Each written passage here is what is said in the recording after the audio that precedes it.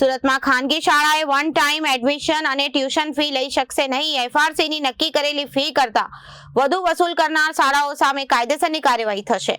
સુરત જિલ્લા શિક્ષણ અધિકારીએ જિલ્લામાં આવેલી તમામ ખાનગી શાળાઓને એફઆરસીના નિયમોનું પાલન કરવાની સ્પષ્ટ સૂચના આપી છે. એફઆરસીની નક્કી કરેલી ફી કરતા વધુ વસૂલ કરનારા શાળાઓ સામે કાયદેસરની કાર્યવાહી થશે.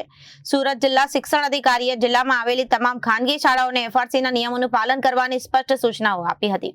જો કોઈ શાળા અને one time admission fee, tuition fee જેવી કોઈ પ્રકારની ફી ઉઘરાવશે તો તેની સામે કાયદાકીય કાર્યવાહી થશે અને સુપ્રીમ કોર્ટ ઓફ ઇન્ડિયા દ્વારા વન ટાઈમ એડમિશન અને ફી અને ટ્યુશન ફી ઉઘરાવતી ખાનગી શાળાઓ સામે લાલ આંખ કરી હતી.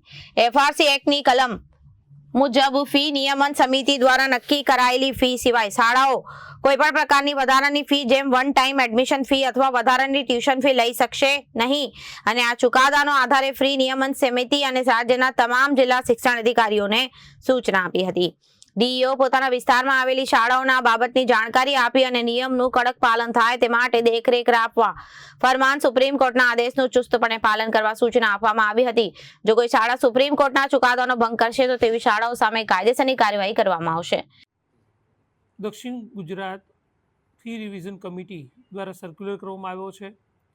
સુપ્રીમ કોર્ટમાં એસએલપી જે દાખલ કરવામાં આવી હતી એ અનુસંધાનમાં તેનો વચગાળાનો જે રિપોર્ટ આવ્યો છે, વચગાળાનો જે આદેશ આવ્યો છે એને ધ્યાનમાં રાખી તમામ શાળાઓને તાકીદ કરવામાં આવી છે કે એફઆરસી દ્વારા જે ફી નક્કી કરવામાં આવી છે એ ફી સિવાય ઉપરાંત વધારાની પ્રવેશ ફી, સત્ર ફી અથવા તો ટ્યુશન ફી કોઈ પણ પ્રકારની કોઈ શાળા લઈ શકશે નહીં. જો શાળા આ બાબતની ફી લેતી હશે, ધ્યાનમાં આવશે તો શાળાની વિરુદ્ધમાં કડકમાં કડક કાર્યવાહી કરવામાં આવશે.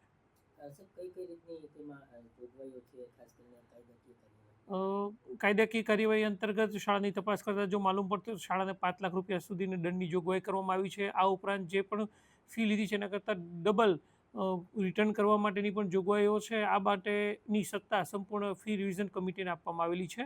અને જો વધારે બાબતની અંદર વિસંગતતાઓ જણાશે તો શાળાની માન્યતા રદ કરવા સુધીની પણ કાર્યવાહી કરવામાં આવશે. Reporter Arvind Rathod, Janadesh news, Surat.